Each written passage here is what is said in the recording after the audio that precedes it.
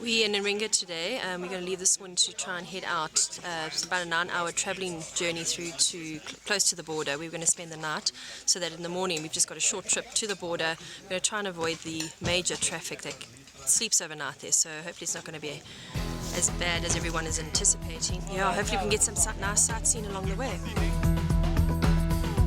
He was on his way with his fat cook obviously to go sell, and we flagged him down, we chased him. I think he was a bit concerned, and we caught up with him and we took his whole bucket of fat cook, and now he's just turned around and gone back home because his day is done.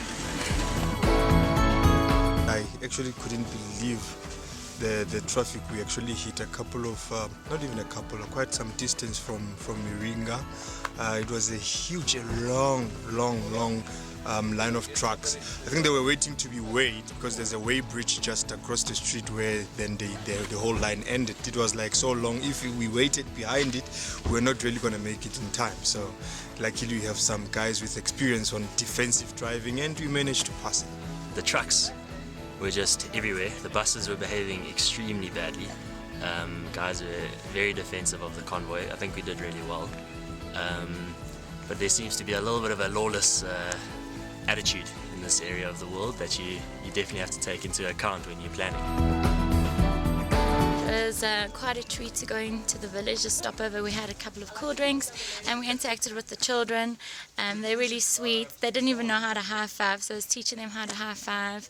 The village is very accepting of you and they're not just trying to sell something to you, so you don't feel harassed. They almost allow you to just be one of them, and yeah, it was a really special moment. While we were driving, all of a sudden I saw Hadi going off the road, well, intentionally, and then just parking on these very beautiful trees. And then we all went out, took some nice photos of them. They look very old, and the trunks are like quite big. So yeah, it was a very good sight. Baobabs are so rare, so to see so many of them was incredible. It literally felt as if we were in a baobab forest, looking up at some of the mountains and just the vast number of baobabs that were there. And also the age of some of the trees were going into the hundreds of years. It was a beautiful sight. We stopped off and took a couple of pictures and played around. But yeah, I mean, I won't be looking at a baobab tree the same anytime soon.